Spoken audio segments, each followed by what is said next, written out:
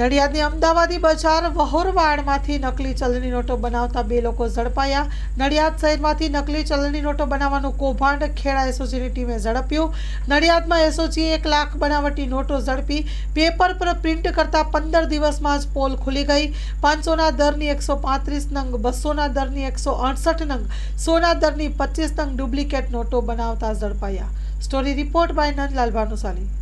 ગઈકાલે અમને ખાનગી રાહે પોલીસને બાતમી હકીકત મળેલ કે વોરવાડ ખાતે રહેતા મોહમ્મદ શરીફ મલેક અને અરબાઝ બંને ભેગા મળીને આરોપી મોહમ્મદ શરીફના ઘરમાં બનાવટી ચલણી નોટો બનાવે છે તેવી બાતમી હકીકત આધારે પંચો સાથે આરોપીના ઘરે જઈ રેડ કરતા બંને આરોપીઓ ઘરમાં હાજર મળી આવેલ અને ઘરના રૂમમાં કલર પ્રિન્ટરમાં 500, 200 અને 100ના દરની ચલણી નોટો અને કલર ઝેરોક્સ કાઢી તેના ઉપર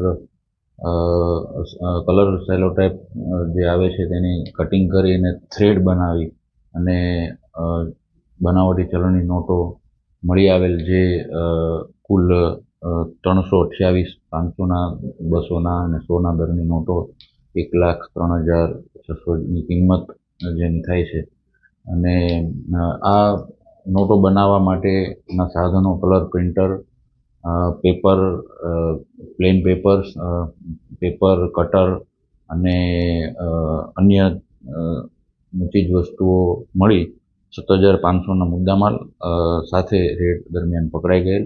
આ રેડ દરમિયાન FSL અને રાષ્ટ્રીયકૃત બેંકના અધિકારીને પણ બોલાવવામાં આવેલ અને નોટની ખરાઈ કરવામાં આવેલ।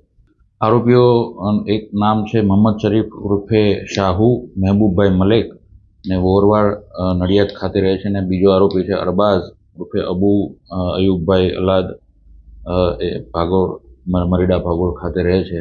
બંને આરોપીઓએ જણાવે છે કે તેઓ પ્રથમ વખત જ આ ચલણી નોટો બનાવેલ છે અને કોઈ ગુનાહિત ઇતિહાસ છે નહીં, તેમ છતાં ઈ ગુજકોપ અને અન્ય મારફતે એની ગુનાહિત ઇતિહાસ બાબતે ખરાઈ કરવાની પ્રક્રિયા ચાલુ છે। હાલ સુધી બીજો કોઈ ગુનાહિત ઇતિહાસ મળી આવેલ નથી।